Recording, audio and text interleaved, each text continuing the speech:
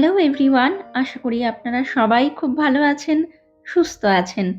প্রবাসের ঠিকানায় নতুন আরও একটা ব্লগের জমাটি গল্প আড্ডায় আপনাদের সবাইকে অনেক অনেক স্বাগত।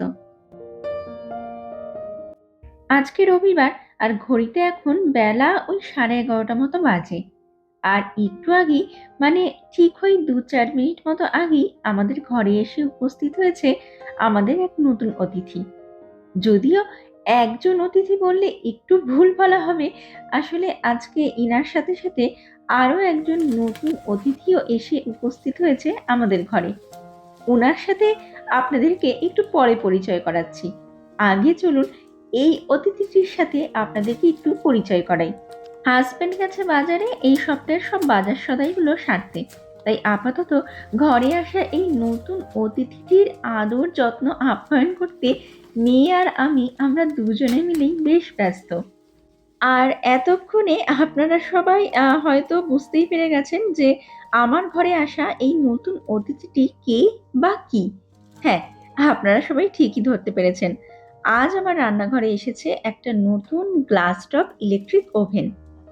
বেশ কিছুদিন আগে আমি আমার একটা ব্লগে আপনাদেরকে বলেছিলাম যে আমার ঘরে আগে যে ওভেনটা ছিল সেটাতে যে দুটো বড় বার্নার ছিল তার মধ্যে একটা বড় বার্নার পুরোপুরি খারাপ হয়ে গেছিল। সেই কারণে রান্নার সময় একটু অসুবিধা হচ্ছিল তো ঠিকই, তবে সেটা দিয়ে এবং সেইভাবে আমি বেশ অনেক দিন ধরেই ম্যানেজ করছিলাম। কিন্তু তারপরে খারাপ হলো আমাদের ঘরের ওয়াশিং মেশিনটা। আর ব্যাস, তখনই আমরা সিদ্ধান্ত নিলাম যে এবার ওয়াশিং মেশিনের সাথে সাথে একটা নতুন ওভেনও কেনা হবে। অনেক দিন ধরেই আমরা তাকে তাকে ছিলাম যদি ভালো কোনো ডিল পাওয়া যায়, আর ভাগ্যক্রমে কিছুদিন আগে সেরকম একটা ডিল পেয়েও গেলাম। আর ব্যাস, কে আর দেরি করে, একসাথে দুটো ইলেকট্রিক আইটেমস মানে ওয়াশিং মেশিন এবং ওভেন একসাথে অর্ডার করে দেওয়া হলো। আসলে অফারটা ছিল এরকম যে সেম ব্র্যান্ডের দুটো বা তার বেশি ইলেকট্রনিক জিনিসপত্র কিনলে তার উপরে ডিসকাউন্টটা দেওয়া হবে। সেই জন্য আরো আমরা একসাথে দুটো জিনিস কিনে নিয়েছি।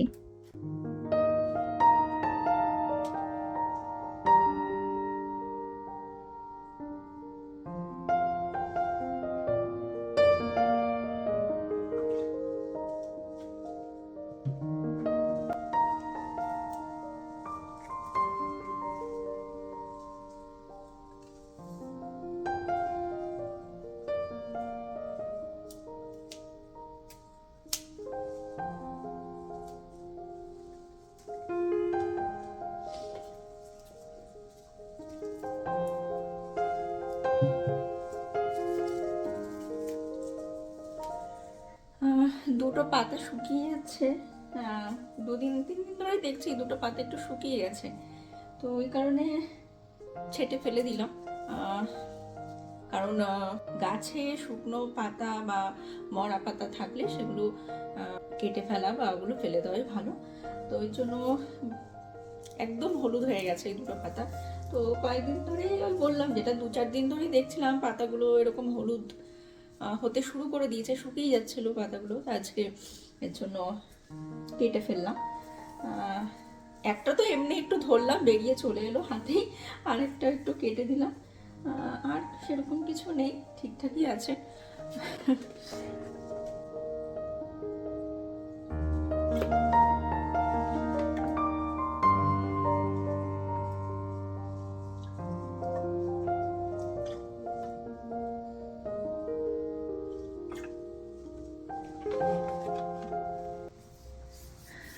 তো সকাল সকাল একটু প্ল্যান্ট কেয়ার করা হয়ে গেল।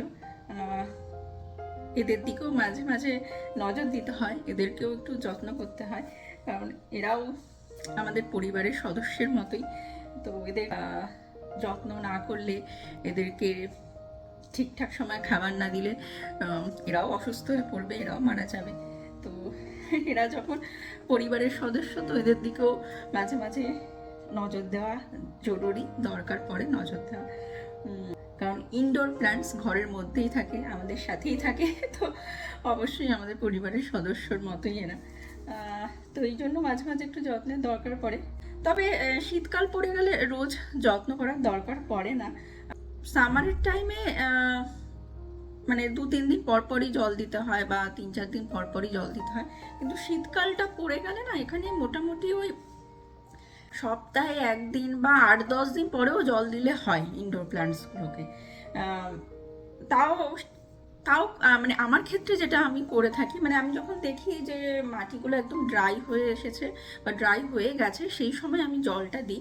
তার আগে পর্যন্ত আমি জল দিই না, কারণ আবার অতিরিক্ত জল পড়লেও মুশকিল। একটা ব্যালেন্সে চলতে হয়, লাইফেরও যেমন একটা ব্যালেন্সে আমাদের চালাতে হয়, সেরকম সব কিছুরই একটা ব্যালেন্সের ব্যাপার আছে। একটু টালমাটাল হয়ে গেলে সেই ব্যালেন্সে প্রবলেম হয়ে যায়। সেই কারণেই আর কি অতিরিক্ত জল দেওয়ার দরকার পড়ে না।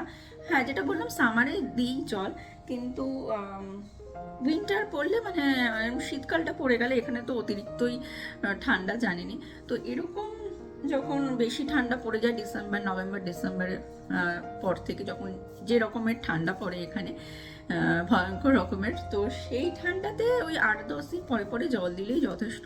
তাও যেটা বললাম, আমি খেয়াল রাখি যে যখন দেখছি মাটি ড্রাই হয়ে যাচ্ছে বা মাটি ড্রাই হয়ে গেছে, তখনই আমি জল দিই। আর যেটা কিনা প্ল্যান্ট ফুড আমি ব্যবহার করি, এই যে এটা একটা প্ল্যান্ট ফুড আছে, এটা সামারে মাঝে মাঝে দিই। মানে সামারে মাসে একবার করে দিই, আর উইন্টার পড়লে তো মানে 2-3 মাসে একবার দিলেই যথেষ্ট। আর আমি এই যে এই জলটা দিলাম, এটা নর্মাল মানে যেটা কিনা ট্যাপ ওয়াটার সেটা নয়, কিন্তু আমি এর মধ্যে ওই চাল যে ধুয়ে জলটা বেরোয় সেই জলটা ভরে রাখি, বা ডাল ধোয়ার পর যে জলটা বেরোয় সেই জলটা ভরে রাখি। এগুলো আপনারা জানেনই যে চাল ধোয়া জল বা ডাল, নানা রকমের যে কোনো রকমের ডাল ধুয়ে যে জলটা বেরোয়, সেই জলগুলো গাছে দেওয়া ভালো খুব, মানে এদের এটাও এক রকমের প্ল্যান্ট ফুডই এই জিনিসগুলো। তো এই জলটা কিন্তু ওই যেটা এই মাত্রই দিলাম, এগুলো ওই চাল ধোয়া জলই ভরা আছে, মানে এটার মধ্যে ভরা থাকে। আবার যখন শেষ হয় এটা আবার আমি যেদিন ডাল ধুই বা চাল ধুই আবার রিফিল করে রেখে দিই এটাকে।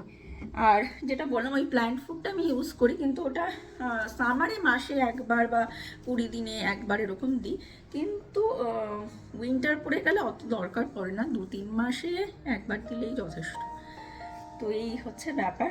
আমি তো চানটা করে এসে আমি একটু জল ঢল দিয়ে দিলাম এদেরকে, দেখলাম মাটিগুলো একটু শুকিয়ে এসছে, ড্রাই হয়ে গেছে, এই কারণে জল দিলাম। বেশি একটা আমার ঘরে ইনডোর প্ল্যান্টস নেই, কিন্তু যে কটাই আছে ওই আর কি যত্ন করে রাখি, মানে যতটুকু পারি মেনটেন করে রাখার চেষ্টা করি, এই আর কি।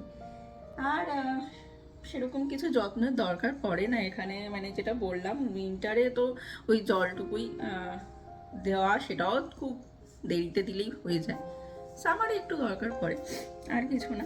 আর এই তো দেখলেনি, মানে সকালবেলা আজকে সকালবেলা তো বলবো না, খুব সকালেও আসেনি আবার খুব বেলা করে আসেনি, একটা মাঝখানের টাইমে ঢুকেছে ওভেনটা। আমি সেই কারণে রান্নাও বসাতে পারিনি সকাল থেকে, কারণ এরা যে টাইমে একটা দেয়, মানে কোনো পার্টিকুলার টাইম দেয় না, ওই বলে দেবে আমরা সকাল 9টা থেকে বেলা 1টার মধ্যে যে কোনো একটা টাইমে ঢুকবো। তো ওই 9টা থেকে 1টার মধ্যে যে কোনো একটা টাইমে ঢুকবে, মানে কখন ঢুকবে কোনো ঠিক নেই, আসার আগে একটা ফোন দেয়, এইটুকুই। তো এই কারণে আমি সকালে রান্নাটা আর বসাতে পারিনি, কারণ দেখা যাবে কখন এরা আসবে। ওই পুরোনো ওভেনটাও যেহেতু আমাদের প্লাগ আউট করে রাখতে হয় এখানে নিয়ম অনুযায়ী, ওই পুরোনো ওভেন মানে এরা যখন আসবে ওই পুরোনো ওভেনটা আমাদের প্লাগ আউট করে রাখতে হবে, এরা শুধু নিয়ে যে বিল্ডিংয়ের গার্বেজ এরিয়াটা রয়েছে সেখানে ফেলে দেয় আর কি। তো সেই কারণে আমি সকাল থেকে ওই ওভেনটাও ইউজ করতে পারিনি, পুরোনো ওভেনটা। আর খুব সকালে ওঠা হয়নি, যেহেতু ছুটির দিন আজকে, একটু বেলাতেই ওঠা হয়েছে। হাজব্যান্ডও বাজারে চলে গেছে, মানে যে টাইমে ওভেনে ছিল সেই সময় হাজব্যান্ডও ছিল না, হাজব্যান্ড ছিল বাজারে। তো এখন এতক্ষণেও চলে এসেছে, কিন্তু তখন মেয়ে আর আমি পুরো ব্যাপারটা হ্যান্ডেল করেছি, কারণ এরা আবার যখন আসে তখন নিয়ম আছে, মানে যেহেতু আমরা বিল্ডিংয়ে থাকি তো এরা মানে একটা নিয়মের মধ্যে এরা ডেলিভারিগুলো করে, স্পেশালি যখন এরকম ভারী জিনিসপত্র এরা ডেলিভার করে। হাউসে থাকলে এই প্রবলেমগুলো হয় না, কিন্তু বিল্ডিংয়ে যেহেতু এলিভেটর দিয়ে জিনিসগুলোকে তোলে, একটা ওভেন হোক, ওয়াশিং মেশিন হোক, মানে যে কোনো জিনিস, এই ভারী জিনিসগুলো যখন তোলে, তো এরা চায় যে আমরা ওনার তারা যেন নিচে গিয়ে ওই এলিভেটর খুলে এদেরকে মানে ঢোকায়, মানে জিনিসগুলো ঢোকায়, ওদের সাথেই থাকি, যাতে এলিভেটারের চারপাশে যে কাঁচ, আমাদের তো কাঁচও আছে, মিরার দেওয়া আছে এলিভেটারের ভেতরে, তো বাই চান্স যদি ব্রেক হয়ে যায় বা কোনো প্রবলেম হয়, তো যে কোম্পানি থেকে এরা পাঠায় তারা কোনো রেসপন্সিবিলিটি নিতে চায় না। তো এই জন্যই এদের একটা নিয়ম যে যখনই এইসব জিনিসগুলো ডেলিভারি হবে তখন যেন আমরা সাথে থাকি এদের। যখন সকালবেলা ফোন দিয়েছিল তখন মানে ওই 10-15 মিনিট আগেই ফোন দিয়েছিল, তখন হাজব্যান্ড ছিল না, মেয়ে আর আমি আমরা দুজনেই বেসমেন্টে গিয়ে দাঁড়িয়েছিলাম বিল্ডিংয়ে। তো তারপরে জিনিসগুলো ট্রাক থেকে নামিয়ে ডেলিভার করে দিল। আর তো আমরা ওই এলিভেটর ধরে দাঁড়িয়েছিলাম, এরা জিনিসগুলো সেফলি সব করে, মানে পুরো ব্যাপারটা খুব সাবধানে এরা ব্যাপারটা করে। তবুও চায় যে এদের নিয়ম যে ওনার বা যে এই জিনিসটা কিনছে সে যেন সাথে থাকে, তারা যেন সাথে থাকে, এরকম একটা ব্যাপার আর কি। তো এর জন্য নিচে গিয়ে দাঁড়িয়ে থাকতে হয়েছিল বেশ কিছুক্ষণ সময়। তারপর বেশ কিছুক্ষণ না, ওই যেটা বললাম 10 মিনিট আগে ফোন দিয়েছে, আর আমি আর আমার মেয়ে আমরা দুজনে গিয়ে নিচে দাঁড়িয়েছিলাম। তারপরে তো 10 মিনিটের মধ্যেই ঢুকে গেছে, এই আর কি। তো এই জন্য একটু দেরিও হয়েছে। তো আজকে ওই ঝপাঝপ যেটা চটজলদি রান্না হয় এরকমই কিছু রান্না বান্না করবো, বেশি একটা ঝামেলা করবো না, কারণ অলরেডি অনেক দেরি। আর যেহেতু আবার ডেলিভারির পর আমাকে বলেও গেছিল যে 1 ঘন্টা পর্যন্ত যেন আমরা ওভেনটি ইউজ না করি, ইভেন প্লাগ ইনও না করি, মানে ওটা যেন 1 ঘন্টা আমরা রাখি ওইভাবে। জাস্ট ওই যে প্লাস্টিক র্যাপ এগুলো করা ছিল, মানে নানা রকমের ওই চারপাশ দিয়ে প্লাস্টিক মোড়ানোই ছিল, দেখেছেন ভিডিওতে। তো ওইগুলো যেন আমরা খুলে রাখি, কিন্তু প্লাগ ইন যেন না করি, প্লাগ ইনটা যেন ওই 1-1.5 ঘন্টা পরে গিয়ে আমরা করি। তো এই জন্য রান্না তো আর বসাতেই পারিনি। তো এই কারণে ভাবলাম চানটাই করে আসি। তো স্নান সেরে চলে এসেছি, এখন রান্না বসাবো একটু পরে, প্লাগ ইনও করে তারপর রান্নাটা বসাবো। আর এই গাছগুলো এখানে আমার প্রত্যেকটা গাছ, বেশিরভাগ গাছই আমার এই সাইডে রাখা, কারণ এই পাশে না আমার সারাদিনের মধ্যে বেশিরভাগটা সময় আলোটা আমার এই দিকটাতে আসে। তো এই কারণে না প্ল্যান্টগুলো যখনই একটু আলোর দরকার পড়ে, মানে সানলাইট এদের খাবার সেটার দরকার পড়ে, তো দরকার মতো এরা এখান থেকে পেয়ে যায়। তো এই জন্য আমার বেশিরভাগ গাছই এই সাইডে রাখা। আর ওইদিকে একটা গাছ আছে, ওইদিকে 2টো গাছ ছিল, কিন্তু একটা মারা গেছে, একটাই আপাতত রয়েছে। তো এখন আর কিনবো না ভাবছি, কারণ এমনি উইন্টার, তো সামার পড়লে আরেকটা নিয়ে আসার ইচ্ছা আছে গাছ ওই সাইডে রাখার জন্য। তো এখন ওই পাশে যে একটা গাছ আছে ওইটাও মোটামুটি পেয়ে যায়, যতটুকু সানলাইটের দরকার পেয়ে যায়, কারণ ওই পাশটাতেও একটু বেলা পড়লে একটু রোদ আসে, মানে বেশ বেলার দিকে, মানে ধরুন দুপুর 2-3টে বাজলে পরে ওই সাইডে একটুখানি, মানে 1-1.5 ঘন্টার জন্য মোটামুটি সানলাইট এসে পড়ে, তো মোটামুটি হয়ে যায় সাফিসিয়েন্ট ওইটুকু সানলাইট। তো আর বাকি সমস্ত গাছগুলোই এখানে রয়েছে। আর অ্যালোভেরা গাছটাতে তো একদমই জলের দরকার পড়ে না, মানে আমার এই পাশে 2টো আছে, আমি দেখাতে, এই পাশে 2টো অ্যালোভেরা গাছ আছে। তো এই গাছ দুটোতে তো মানে সেরকম জল দেওয়ার দরকারই পড়ে না, এমনি বড় হয়ে যাচ্ছে গাছগুলো। এটাতে আর সেরকম মানে যত্নরও দরকার পড়ে না, মানে সিরিয়াসলি জলও অত দিই না, কিন্তু তাও আপনি বাড়ছে। আর বাকি তুলসী গাছ আর মানি প্ল্যান্ট এগুলো টুকটাক জল দিতেই হয়।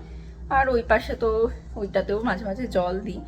আর সিরিয়াসলি মানে উইন্টারটা পড়লে না, মানে ঘরের মানে ইনডোর প্ল্যান্টসগুলোর ইম্পর্টেন্সটা একটু বেশি আমাদের লাইফে চলে আসে, কারণ বাইরেটা তো পুরো সব কিছুই থাকে না, সবুজ যে প্রকৃতি, সেই প্রকৃতি আর থাকে না, সব কিছু সাদা বরফে মুড়ে যায়, গাছে কোনো পাতা থাকে না, ডালগুলো খালি, মানে সব পাতা ঝরে যায়, মানে শুকনো একদম বাইরেটা, মানে ওই সাদা কালো ব্যাস আর মানে আর কোনো রং নেই বাইরে, এরকমই হয়।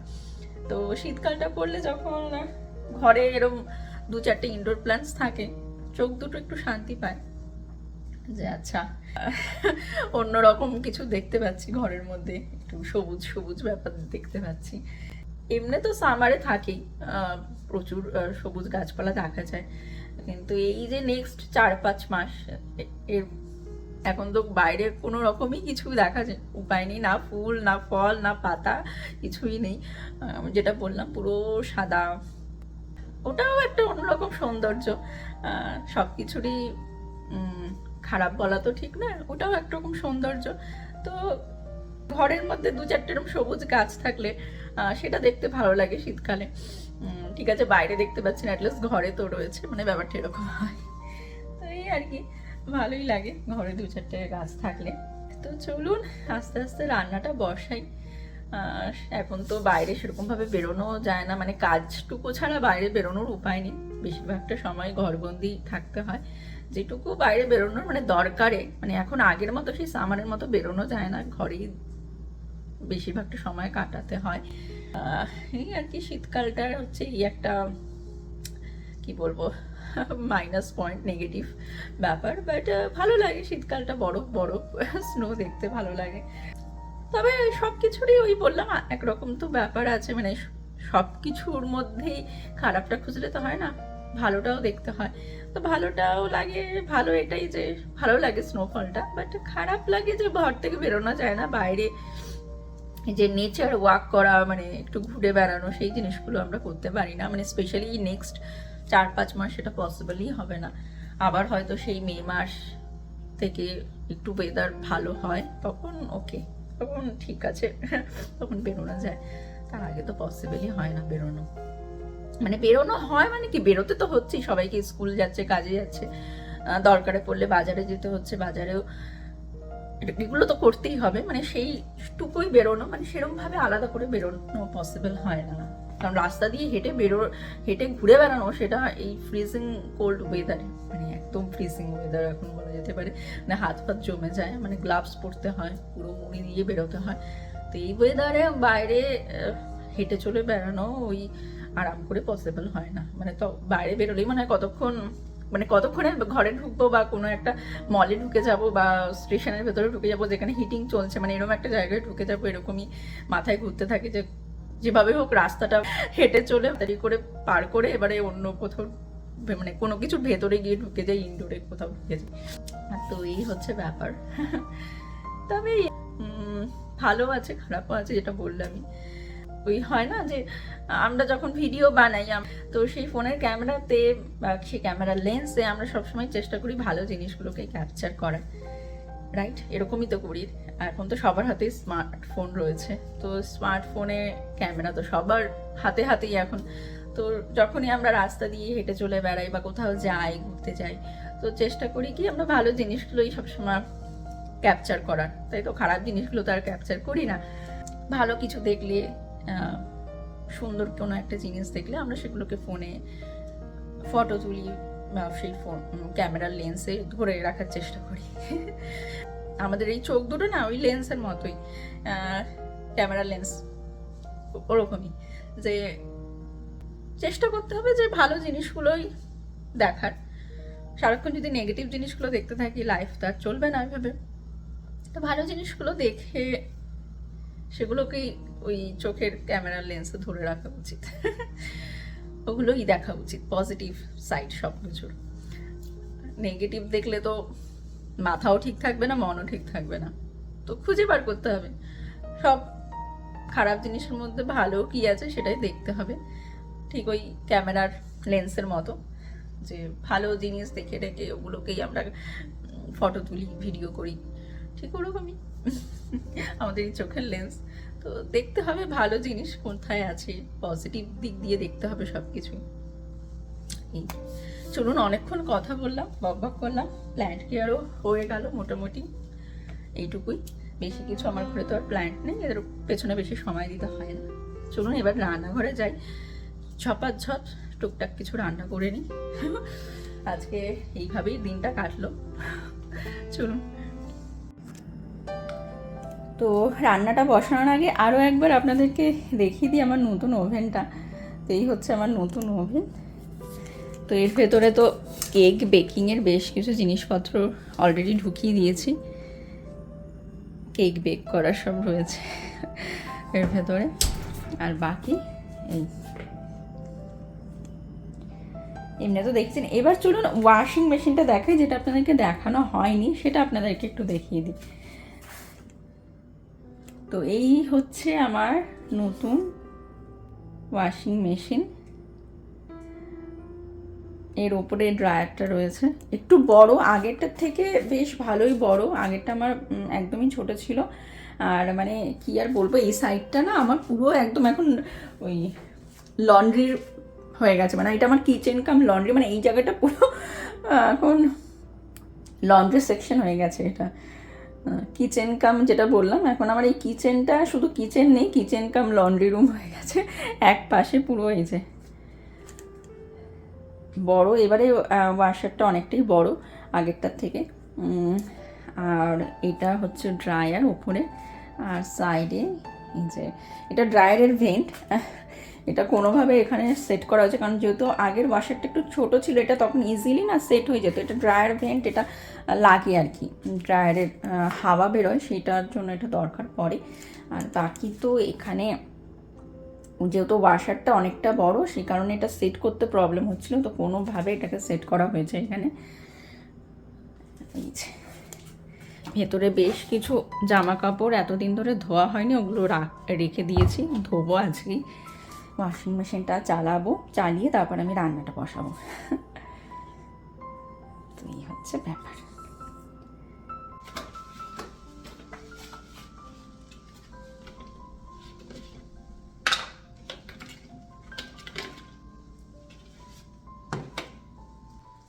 একটা পট দিয়ে দিচ্ছি ভেতরে, আজকে অল্পই জামা কাপড় আছে, বেশি কিছু নেই, এর জন্য একটা পটেই হয়ে যাবে। নাহলে আমি দুটো পট দিই, যেদিন বেশি জামা কাপড় দিই সেদিন দুটো পট দিই। বাট আজকে হোপফুলি যেটুকু অল্প জামা কাপড় হয়েছে তার জন্য একটা পট এনাফ। তো চলুন মেশিনটা চালিয়ে আমি রান্নাটা বসাই। অনেকটাই দেরি, কিছু করার নেই, সব দিন তো আর সমান যায় না।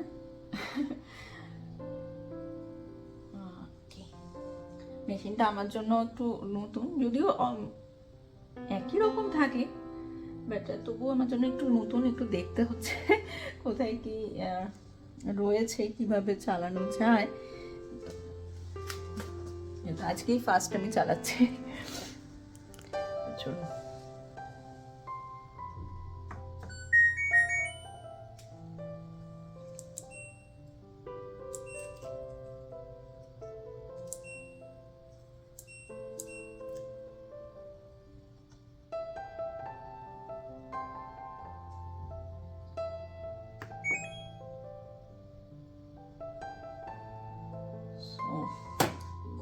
হোপফুলি আমি চালাতে পেরেছি। ফার্স্ট টাইম চালালাম মিন্স নতুন মেশিনটা ফার্স্ট টাইম আজকে আপনাদের সাথে নিয়ে এটার উদ্বোধন করলাম। তো এই আর কি, মানে আমার আগের যে মেশিনটা ছিল ওইটা ব্র্যান্ডটা আলাদা ছিল, ওটা স্যামসাংয়ের ছিল। তো ওটার যে ফাংশনগুলো ছিল একটু ডিফারেন্ট ছিল, এখানে আবার একটু ডিফারেন্ট সব রয়েছে, আলাদা রকমের। তো এই জন্য একটু দেখতে হলো, দেখে বুঝে তারপর চালালাম। বুঝে গেছি মোটামুটি ইজি আছে।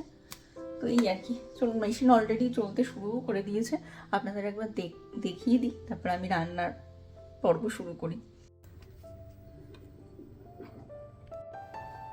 এই যে মেশিন মোটামুটি স্টার্ট হয়ে গেছে, চলতেও শুরু করে দিয়েছে, আমি ঠিকঠাকই চালিয়েছি।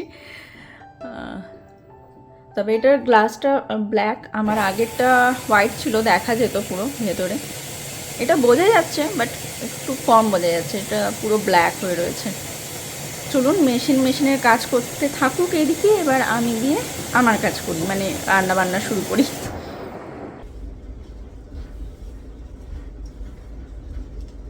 তো নতুন ওভেনে রান্না বসিয়ে দিয়েছি, তবে রান্না করার আগে একটু মিষ্টি বানাচ্ছি। নতুন ওভেন এসছে, কিছু একটা মিষ্টি বানিয়েই শুরু করতে চাইছিলাম। আজকে মানে রান্না করতে বাকি মানে যা রান্না আছে সেগুলো আমি পরে করতে চাইছিলাম। প্রথমে আমার ইচ্ছে ছিল একটু নতুন ওভেন এসছে, একটু মিষ্টি কিছু একটা বানাই, তাই আমি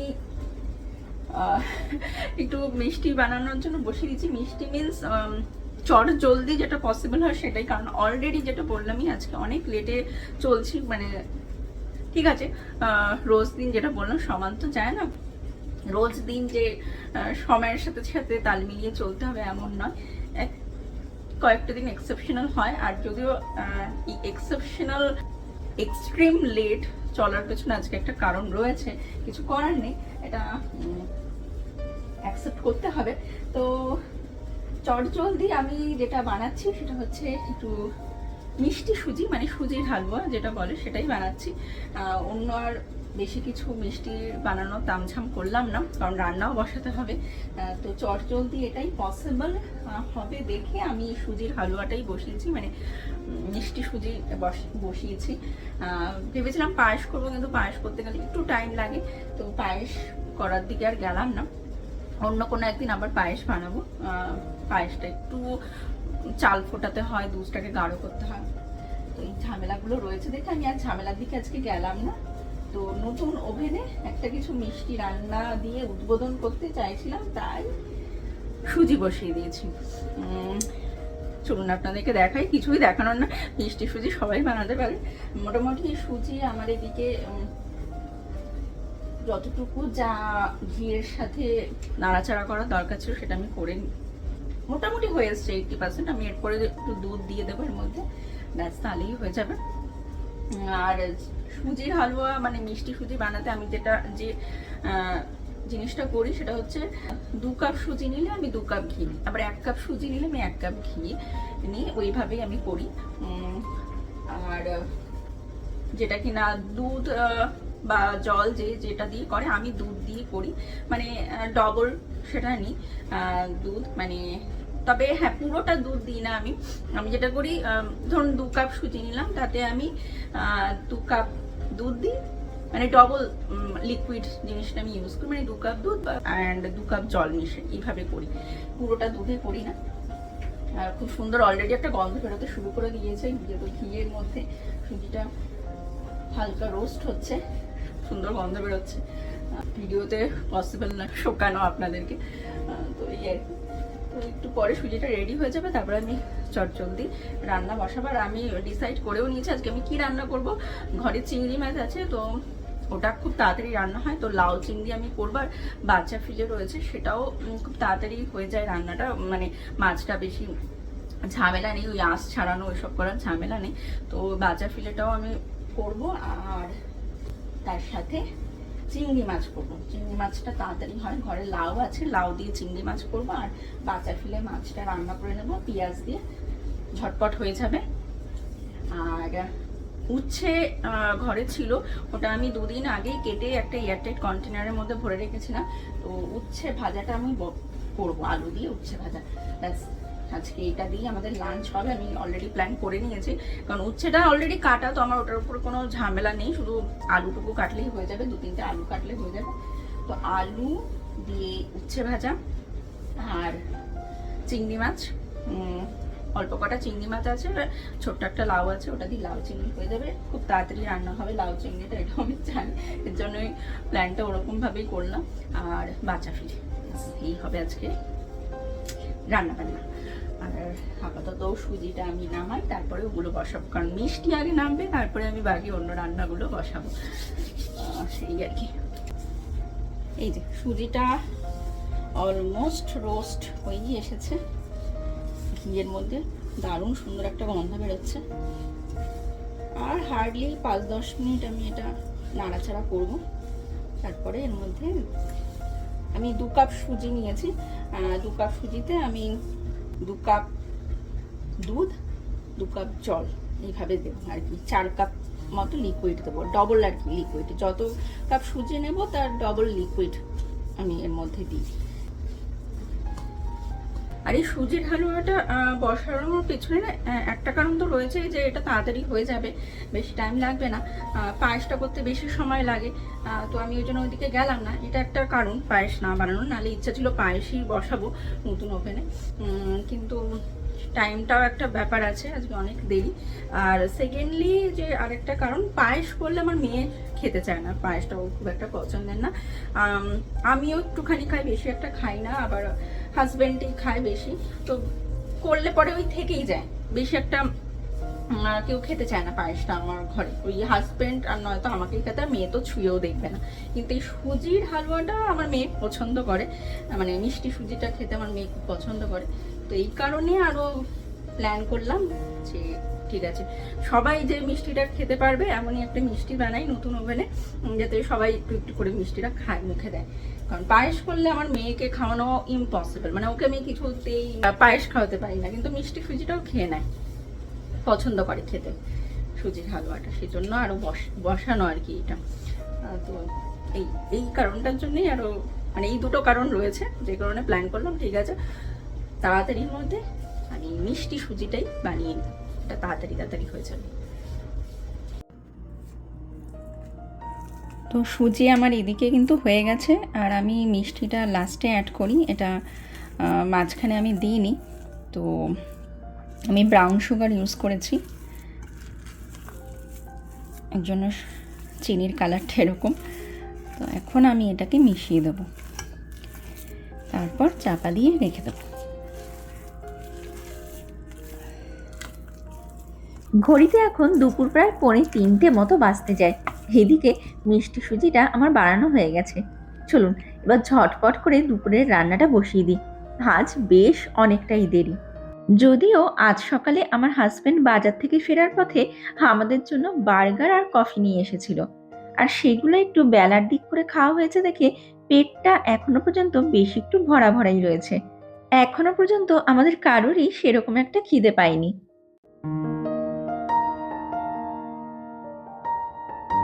ঘড়িতে এখন প্রায় বিকেল 4:30 মতো বাজতে যায়।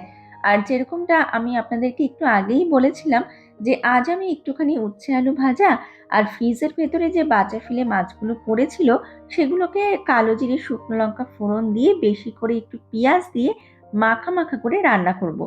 তো সেই সব কিন্তু আমার এদিকে রান্না করা হয়ে গেছে। তবে পুরোটা রান্না কিন্তু এখনো শেষ হয়নি, আর একটু রান্না বাকি রয়েছে, যদিও সেটা আর 10-15 মিনিটের মধ্যেই হয়ে যাবে, কারণ সেটা অলরেডি রান্নার জন্য বসিয়ে দিয়েছি। আর সেটা হচ্ছে লাউ চিংড়ি, সাথে আমাদের 3 জনের জন্য 3টে অমলেটও করে নিয়েছি। চলুন এখন রান্নাঘরের দিকে যাই।